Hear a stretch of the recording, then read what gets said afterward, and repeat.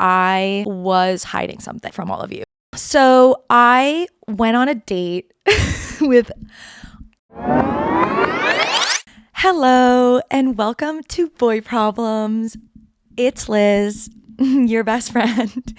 I think you're my best friend. I don't know if I'm your best friend. Maybe we'll get there. Maybe you can correct me if I'm wrong. But oh my God, I feel nervous. I feel nervous today because I am recording an episode on my own, first of all, which honestly always comes with a little bit of anxiety, I'll be honest, because there's sort of no one to truly do acrobatics with. It's really just me, myself, and you.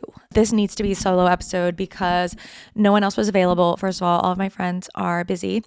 And I am going through something right now. I am going through, oh my God, I don't want to share what I'm about to share because it's hard.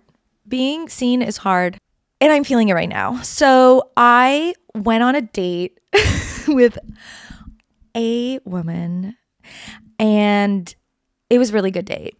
I feel like when I've shared about the fact that I am bisexual, I have usually shared positive things about it.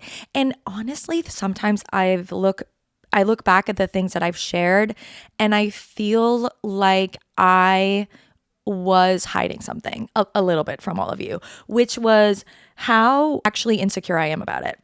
I'm not cool about it. I'm really not cool about it. And I've never been cool about it. I'm on a date with a girl, and it was a really good date. But I am feeling really, as you can tell, frenetic and chaotic about it because it's just bringing up a lot for me. Yeah, it's just bringing up a lot. This date was like a really big deal, and she's so great.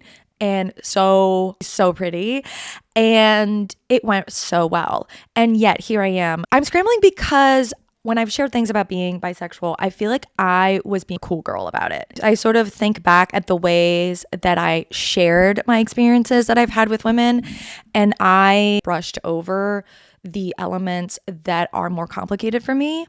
And I think one of those elements that has been more complicated is I am more attracted to women physically than I'm attracted to men. And that has always been the case. And that's why as a kid, from a really young age, wishing not to be gay. And I grew up in Canada. Obviously homophobia is rampant everywhere, but it was not a particularly homophobic, environment that I grew up in. There was no one telling me on a day-to-day basis, gay people are bad and like you have to be straight. But I sort of had that voice inside of me. And I still do. And I think that's what I am reckoning with after this 2-hour date.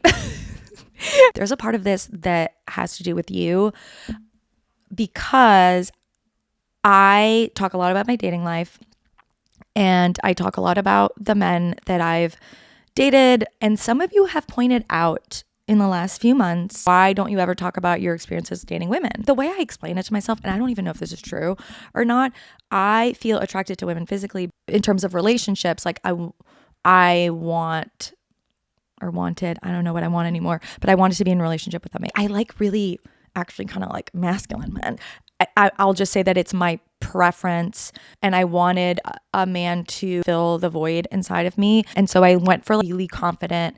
If you're watching on Spotify or YouTube, you see that I have air quotes because I think I sought out men that I felt were very confident, but I don't know if they were really that confident. I think some of them were actually insecure and making up for it, right? All this to say that I have dated men who are quite masculine in the traditional sense. I think it's such a spectrum. It's almost like I have a box in my head of what a romantic relationship looks like. And I honestly think I mostly see that role filled with men. Is that a personal preference? Is that my sexual orientation? Or is that internalized homophobia? I'm seeking male attention and male validation because we all do in a system where men are really valued and important and their opinions matter more than women's. And am I seeking relationships with men because I want to? Am I doing it because I want to, or am I doing it because I feel like I have to? I guess that's where I'm at. And I don't really know the answer to that. But it's been so interesting. It's been really interesting because also I paid for the date. I have this pretty hard and fast rule. It's my personal rule. I don't think everyone should do it. But Scott Galloway, who came on our podcast, made this argument pretty well that men should pay on dates. And I like it when a man pays on a date. And here I was insisting on paying because I asked her out and I kind of planned it. And it felt really hot. I'm like, why do men complain about this? I mean, not all men, hashtag, but it's so cool to pay. It felt awesome. Maybe I'm gay. Maybe I am gay. And then there's all these voices around me. Obviously, my roommate got gay a couple months ago because I feel like I've been really unlucky. And my friend Como said this the other day. She was like, I don't think that there's not a person out there for you. She just said, I think it's going to be hard for you to meet a man that matches where you're at emotionally and professionally and even spiritually. Like, I've worked really hard on myself. And as I've said in previous podcasts, I feel like I've overhealed in some ways. And it's not that I'm better. It's that I know so much about myself and I know so much about what I want and what I need. And it's really hard for me to tune out when I feel like I'm not getting it. But I am going to go on another date with this person. Has anyone had any experiences with this? I'm not going to try and hide.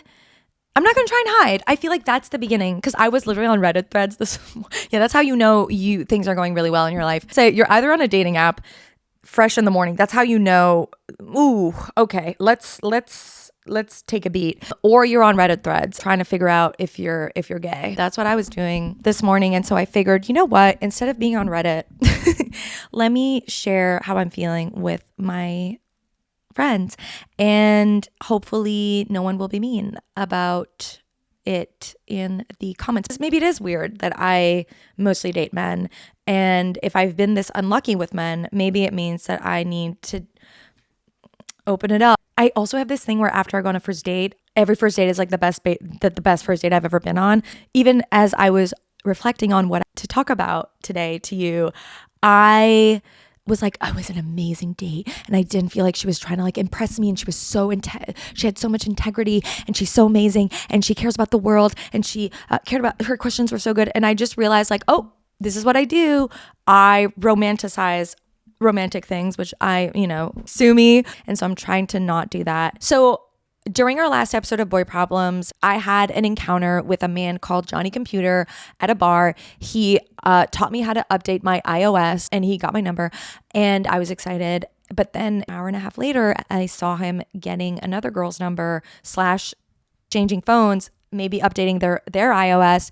And I got pretty insecure about that. And I didn't know if that was like a red flag or just like totally normal that a guy is just asking for multiple numbers at a bar, or is it a red flag? And you helped me really figure it out. So he did come over, which was really sweet, but I don't think we are romantically compatible.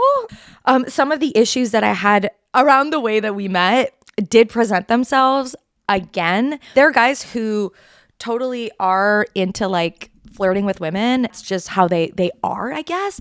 And that is just gonna be tough for me because I am insecure. It makes me nervous and I don't like it. So I don't think we're compatible. So that's how I feel about Johnny Computer. I really liked all of your thoughts about it and I felt very supported.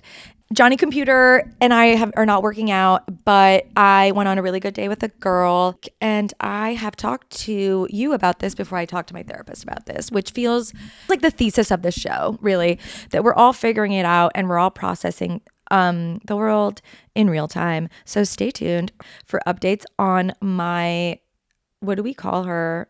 On my girl situationship.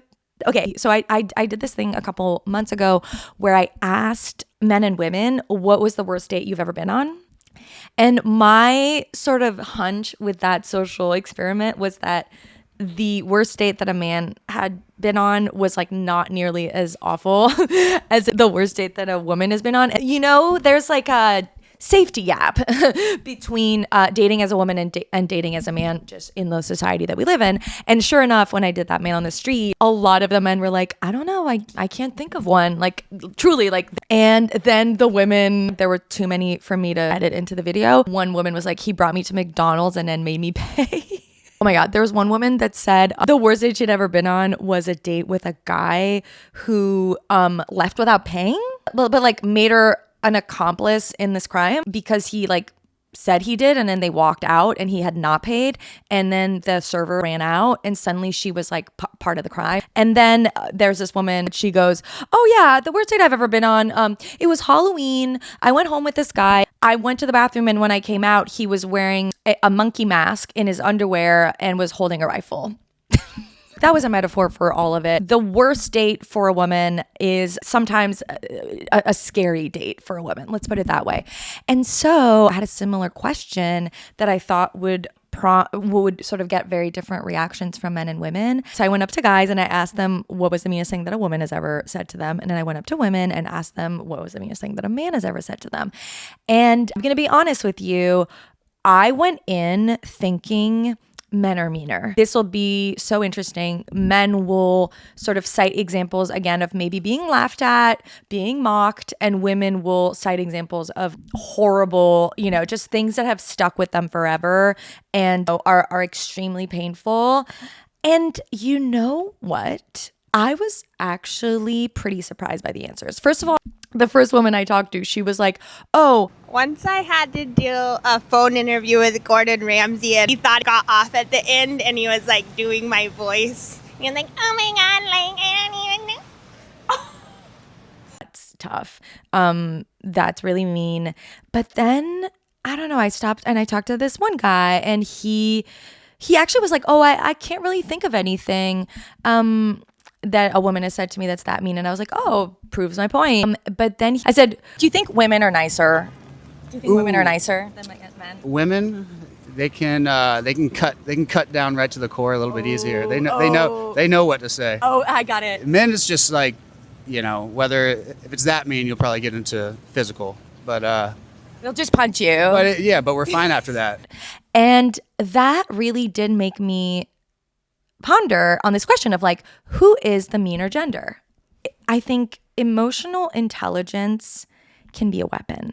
I think that women, if we accept the theory that overall, on average, women have more emotional capacity than men, and even if you take it from like a nurture perspective, like women are given dolls and like toys to develop their emotional skills more than sort of boys are. The upside of that is that I think women tend to have more like empathy than men do. Again, as like a learned skill, not necessarily because they were like better.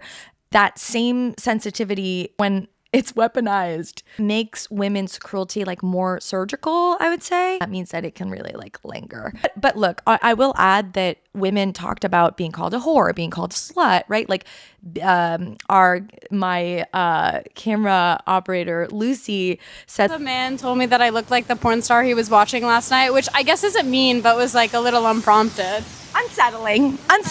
Yeah. I remember going on the Today Show for the first time when I was like 26, and it was such a big deal. And then the first comment on YouTube was, I just masturbated to that. Like that was a low point. I think that women are can be on the receiving end of a more degrading kind of meanness, or I guess like oppressive kind of meanness because of their position in society. And so, yeah, what I stumbled into is basically a real world study of gendered pain. Obviously, a common insult for men is also gendered, right? They're called, the F word, or they're called gay, right? I mean, coming back to internalized homophobia, we all have it. And for men, women level those kinds of insults at them for sure, but it's coming from other men too. Like man on man hate versus woman on woman hate, I think is super interesting. I love data. And so I went down a little bit of a rabbit hole in terms of the research. So psychologists who study aggression usually divide it into two broad types. So there's direct aggression, which is physical fights. It means yelling. It means making threats. And then there's indirect or relational aggression, which is gossip, exclusion, silent treatment, manipulation. And guess which one women are more likely to take part in? Obviously, the second one. And this is not to say that women don't have physical altercations or that men don't gossip. And I don't think men and women, this is not in the research, but I wish someone could research this. If you are a researcher and please and have the funds to do this kind of research, I would die for the results. I think women and men have the same urge for violence. I think that men act on it more, sort of similar to the data around suicide, where women have more thoughts of suicide, but men commit suicide more than women do. So they actually are more likely to act on those thoughts, even though they have less of them compared to women. I think it's the same with violence. I think being a woman is basically trying not to murder people. Like just with the fluctuation of our hormones, not just throughout one 30-day cycle, but throughout our lives. So I've had perimenopause allegations from some people around me and from myself, honestly. Like I've been like, this feels a little off. So I'm in my late 30s, and that can be when it starts. But it's wild. Like we talk a lot about menopause and sort of all of the changes that come with that, but perimenopause is hardly talked about, and so many things happen to women during that time. I mean, I have so many friends who are going through it who can't sleep. They have insomnia because of the fluctuations in estrogen, and your period is suddenly irregular, or some women literally have their periods like for a month. Like it's wild. I for a while like had it like every 2 weeks. So like not only like already a 30-day cycle is like enough. Like when I'm in my luteal phase, I feel completely different than when I'm in my like follicular phase, for example, or when I'm PMSing versus when I'm on my period. Like there are so many things going on internally for women. And then we live in a patriarchy, right? We live in a system, and particularly in a time in history right now where like women's rights are completely we've rolled back like bodily autonomy, if you're just going to take one thing, with Roe being overturned. And we have like so many losers in charge who are such idiots, who don't know a thing about how women's bodies work, who are making laws about our bodies. Like it is infuriating to be a woman in 2025. If you're a woman, you're feeling homicidal, I would say 65% of the time.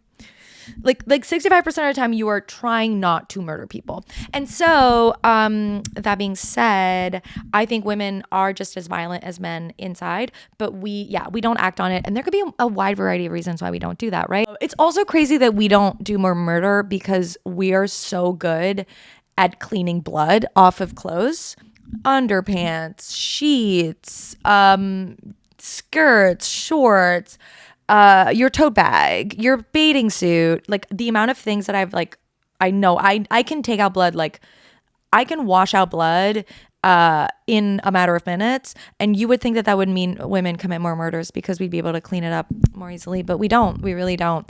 We are underrepresented in the murder field, and I don't think we should shatter that glass ceiling. As I was going down my research and data rabbit hole, I also found something that basically disproved my entire thesis of this man on the street adventure. That there is a study of young adults that found that women report using romantic relational aggression, like making a partner jealous or giving the silent treatment, more often than men did. And that one hit me like a gut punch. That one hit me like a gut punch because I think that in my head, my story was that men are so mean. I have been so hurt by men in my romantic relationships with them, when in fact, maybe I have hurt them just as much, if not more. So I am sitting with that. I'm sitting with that. And I think that does make sense. Let me know. Tell me in the comments, who do you think is the meaner gender? Is it women? Is it men? Is it equal? I am so curious to know what you think. Okay, we have a question that made me a little teary-eyed because I thought it was such a good question and I related to it a lot. Liz, I've loved every episode of your podcast and I can't believe it took me this long to realize I have a boy problem. This one is maybe a little heavy, but it's been weighing on me a lot, and you and your guests always have such heartfelt advice. My mom passed away 2 years ago. She had Parkinson's and we knew it was coming, and initially I felt like it brought my dad, brother, and I closer. But now some time has passed. It's been hard settling into a new family dynamic. For some context, we were never the chattiest family. Most of our get-togethers were family game nights or hikes, no deep conversations, but I always was the closest and able to have those conversations with my mom. My dad is amazing, but he's an engineer and tends to change the subject when I bring up emotional things or just doesn't know how to talk about it. My brother likes video games and Dungeons and Dragons and is similar to my dad when it comes to emotions. I feel like I'm really a different person than both of them.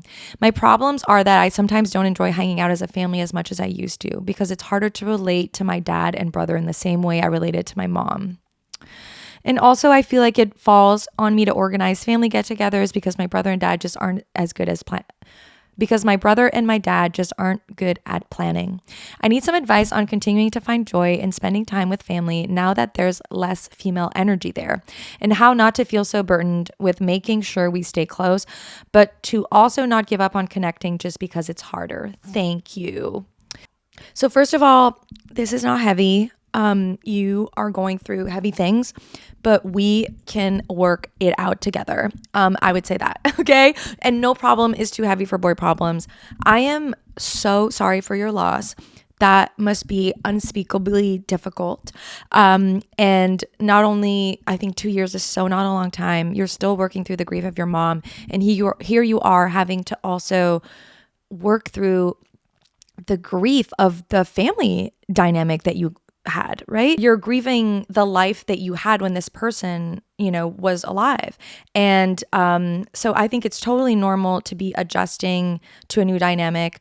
I think it's really wonderful that you have felt closer to your dad and your brother. The burden of connection is often on women, and I have totally been there where I feel that there are like men in my life, whether I'm related to them or not, where I feel like if I'm not the one who reaches out, if I'm not the one who says, hey, I miss you. Hey, do you want to come over? Do you want to do this? Do you want to do that? I just don't hear from them. And I have had to do a lot of work to not personalize that. I still struggle with this, and this might feel so scary. I would literally have this conversation with them. I think some of this is just, it's hard to connect with boys. And I don't think this applies to every family, but I definitely feel that way with my dad. I really took it personally when it was harder to connect with him, and where it was harder. Sometimes I felt like he didn't care about me as much as my mom did. And that is so not the case. I know that. But at the time, because it felt harder to connect, I took it personally instead of trying to understand, sort of what our connection needed and sort of how to nurture it like a garden, right? And so, I think it's harder to connect with boys. And here you are, you were in a dynamic where you were half and half. There were 2 girls and 2 boys, and suddenly you're the only girl. And I think that's just and they like video games and Dungeons and Dragons, and your dad's an engineer. I mean, they're boys. Just because connecting will require more time and more intention, it doesn't mean that the connection won't be as strong. It's like a garden, right? What kind of water does this? Oh, if I water it too much, then the plant dies. Or if I, I don't have the right soil, the right supplements. It's about figuring out what that relationship needs. And honestly, you cannot figure that out on your own, because it takes 2 people to nurture a relationship. And if you are the only one putting in effort, if you're the only one thinking about how to keep that relationship strong, you'll be sort of stuck in this superficial jail, right? Small talk jail, I would say, right? Where you're not able to really connect in the way that you want to connect because you're the only one who's being really thoughtful and intentional about it. And I would guess that if you brought this up to either of them, or maybe to one of them to start with, I think that they would respond really positively. Women are really thoughtful about relationships, And again, whether it is nurture or nature or both, we just put more time and thought into our relationships, and we think about them more than men do. And I think that, and so I think you should share what your thoughts are. I think you should say, I would like to spend more time with you. What could we do together? Like, I started doing this thing with my dad when I felt like things were, like I felt like it was like harder to connect because I was like living in a different country. My dad doesn't like initiate communication. And so I started doing this thing when I would go home, and where I would do one-on-ones, because if we were just kind of in my family, in the group, I don't know, like it just wouldn't happen as sort of naturally. And so maybe you want to do one-on-ones. Maybe you want to start with that and do something that you also enjoy. It takes two to have either a good or a bad relationship, right? Like no relationship is bad just because of one person, and no relationship is just good because of one person. Like both people have to be willing. And I would guess that they are willing, but maybe they don't know how. Maybe they don't know that it's important to you, especially since losing your mom has been this point of sort of closeness, this thing that you are working through together as a family. You know, I would bring it up. Like, I mean, you started your letter by talking about that to me, and so I would express this to them. I mean, people can't know what you need unless you tell them. I would tell your dad, you know, I really like when you ask me questions about so-and-so, or I really like when you ask me questions about my work. Just really like positive reinforcement in terms of what you enjoy about the relationship. I would like stress those things. I find that if I share something about myself, right, I share something that I'm going through, then it makes them more likely to share something too. And that's where connection comes through. Like it really comes through those deep conversations. And I feel that it's totally possible for you. Elizabeth Kubler-Ross talks about the 5 stages of grief: denial, anger, bargaining, depression, and acceptance. But recently she came up with a 6th stage, which is meaning. To find a way to honor the person that you lost by finding purpose in the pain, which I know can feel controversial. Like grief is so difficult. You're like, I don't want to find anything, you know, sort of positive out of this. I just wish it never happened. But there is something pretty powerful in finding like purpose, right? Finding an opportunity for this person's legacy to shape your life in a positive way. But I am thinking about you. Your story really had an emotional impact on me, and I'll be thinking a lot about you guys and excited for what you end up coming up with together. You know, maybe there's a ritual you can do to honor your mom, you know, once a week. What did she love to do? You know, let's say that maybe she did love gardening, to continue with the gardening analogy. Maybe you know, garden together, and you start a garden in your mom's, you know, sort of honor. Or maybe you go visit her grave, right? Like there's so many things that you could do. Volunteer together at an organization that she loved. Maybe really, you know, not just acknowledging the loss, but finding meaning out of it could actually bring you closer together, and make that connection less effortful for you. But yeah, my heart is with you. I'm so sorry for your loss, and I'm really proud of you for making meaning out of it. And I think it's so beautiful that you are using this really difficult thing that happened to you and that happened to your family to try and create something positive out of it that will be lasting and beautiful. Like, I just think you're great. I think it's so cool that you are writing into the show. Like, you could even tell them, like, I wrote into a show because this is so important to me, right? Like there's so many, I'm sure, things that are going on in your life, but like that those relationships with your family are that important to you. I just think it's so beautiful. And I would maybe tell them. I don't know. It would make me feel good to know that someone cares about me that much. And I think it's really beautiful that you do. And I'm sure your mom would be really proud of you for doing that. Oh my God, this one is perfect for what I've shared in today's episode. So, hi Liz. Oh, this one is from Sophia. Hi Liz, maybe I'm the first lesbian to write to Boy Problems, but I do have a boy problem. LOL. I have always dated women. I am in a loving relationship with a woman, but I but I weirdly feel really attracted to one of my guy friends. I know I'm not bi, but this is confusing. I sometimes get visions of kissing him. Is that cheating? Good question, Sophia. We love lesbians writing into boy problems. And I do want to stress, we are open to all kinds of problems. It is, I hope that's clear from some of the questions that we answer. But this definitely counts as a boy problem. There's a few things that I find interesting about this question. First of all, the fact that you say that you're not bi, I think is interesting. Like, I'm not bi, but this is confusing. The way that I think about sexual orientation is the way that I think about food. And stick with me with this analogy. I remember the first time that I learned what a vegetarian was. It is the exact same way that I felt when I learned what being bisexual was. Truly, I remember I was like 6 when my best friend told me that she wanted to be a vegetarian, and I was like, what is that? And she was like, oh, you don't eat meat. And I was like, that's available? Like, that's possible? I'd never known, right? Because you're 6. And so you just think everyone eats meat around me. And so that must be what I have to do. But I never liked meat. I really never did. I always thought it was so weird.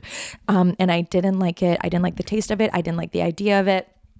I was never like, no one should be eating meat. It just never made sense to me. And so I remember being like, oh my God. And I went home, I marched home and I was like, hey, I'm vegetarian. Ta-da. And my parents, it was like 1994. And so they were mortified because that was like not a thing. And tofu was like not readily available. It was really hard to find. But anyway, this is not about being vegetarian, but I will say that I felt the same way when I learned about the like being bisexual. I was like, oh my God, that's how I feel. I like boys and I like girls. Like, this is so great. Well, it wasn't so great, as I talked about in the episode. It was pretty, and it still is not so great because it's confusing because we live in a society, unlike being a vegetarian. I mean, look, it's easier to eat meat, but you will not get the same kind of like marginalization if you are a vegetarian than if you're gay. There isn't the same stigma, but the reason why I enjoy the like comparison is that it takes off the weight of like, what does it mean? What if I don't have to overthink this and spend like waste like 47 hours of my week having anxiety about whether the fact that I, want to kiss one of my guy friends means that I shouldn't be in a relationship with a woman, or that I'm a phony, right? Or I'm bi. Like what if it doesn't mean anything? Because it really didn't mean anything to me when I didn't like meat. At the age of 6, it was just like, this doesn't make sense to me. Like, this doesn't, like, I don't want to eat that. That's all it meant. And for you, it's like, I want to kiss that. Like, it doesn't have to be that important. And like, I don't mean that as, I'm not saying your problem is not important or that you're not important, but maybe it's not that important that you want to kiss your guy friend. Maybe it just means that you want to kiss your guy friend. And that's it. Maybe that's all it means. Maybe that's all it means. And that is not cheating, I think. I think there's a lot of different ways of cheating nowadays. Is DMing your ex cheating? Is DMing a hot girl on Instagram or a guy, a male celebrity that you have a crush on, like, is that cheating? Is a fire emoji cheating? Is liking a story, cheating? We have brought all those things up, and I definitely think that everyone has a different, sort of like sense of what that is, and every relationship is different. But I think the fact that you're attracted to someone else sometimes, it does not mean that there's something wrong with you. I think it means that you're a human being. I think if you are never attracted to anyone else except the person that you're dating, like, I think that's really rare, basically. I think you are in the majority. I think there's nothing wrong with you. I don't know if you're bi. That's what a fun question. That's just like, let's get more information, and, but it's, maybe it just means you want to kiss that guy, and that's all it means. And how lovely is that? I feel like sometimes the female brain just like works a little too hard. The fact that you think you're not supposed to have that thought, I think makes you have that thought more. I'm just putting it out there. And so being an acceptance around it and not adding, elaborating on it more, I think might actually make this thought maybe less persistent, or again, like it might happen less, and it might make you less anxious when you have it for that reason. So Sophia, thank you so much for writing into the show. As usual, I always try and do 3 problems, but then I get so into it that I run out of time. Thank you so much for following the show, for leaving a review. It makes such a big difference. I don't know why reviews are so important, but they really are. And so just by leaving a review, by listening to the show, by following the show, by sending it to one of your friends, it helps the algorithm help other people find us. And our last episode with Holly is almost at 1 million views right now, which is crazy. Thank you so much for tuning in. Thank you for leaving comments. I love your comments. Pancakes, love the username, commented, how many other girls' iOS did you update? Is the new what's your body count? And I died. That is so funny. And Vlyn Ashumade, I hope I'm saying that right. I'm probably butchering your name. Said, Liz, ! I hope you get a hot nerdy date, but sounds like a hacker to me. I do appreciate your refreshing faith in humanity, though.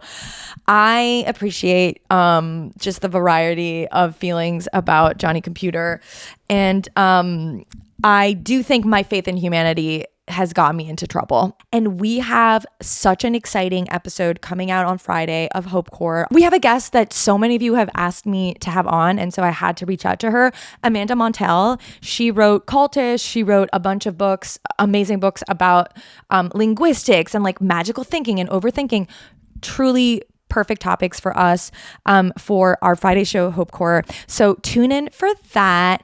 And please keep leaving comments. Please keep being amazing. Okay. Thank you so much for joining the show. I can't wait to see you next week. Bye. Boy problems, we'll sing them for you. Cute. Okay.